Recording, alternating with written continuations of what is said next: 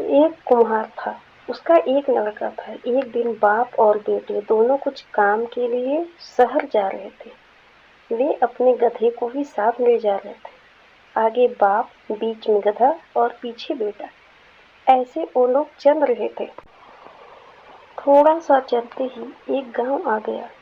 गांव में कुछ बच्चे खेल रहे थे। उस बच्चों ने ये तीनों का जुलूस देखा।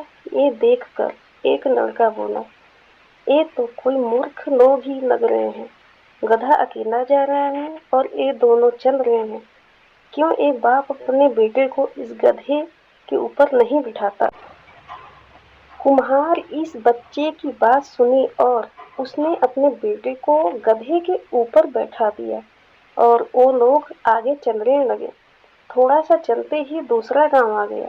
इस गांव में कुछ लोगों का झुंड था और सब मिलकर ये दोनों को देखकर बात कर रहे थे।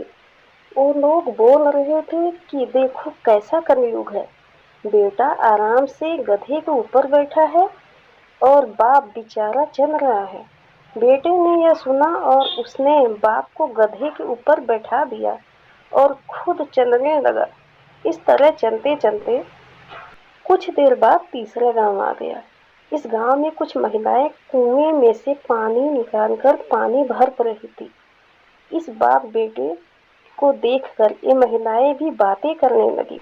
उसमें से एक महिला ने अपनी सहेली को बोला कि देखो बाप सवारी कर रहा है और बेचारा बेटा चल रहा है। क्यों ना ये बाप अपने बेटे को भी अपने साथ इस गधे पर बैठने दे। उस महिला की बात सुनकर बाप ने बेटे को भी गधे के ऊपर बैठा दिया। बाप बेटे अब आगे चलने लगे। अब शहर नजदीक ही था। वहां पर एक शहर का आदमी घूमने निकला था। उसने ये दोनों को गधे के ऊपर बैठे देखा और कुम्हार को बोला कि ये गधा आपका है? कुम्हार ने कहा, जी ये गधा मेरा है। वो आदमी ने बोला कि आप दोनों को इस गधे की जरा भी दया नहीं आती है? आप दोनों के भार से गधा बेचारा मर जाएगा। इस गधे को भी थोड़ी देर के लिए आराम देना चाहिए।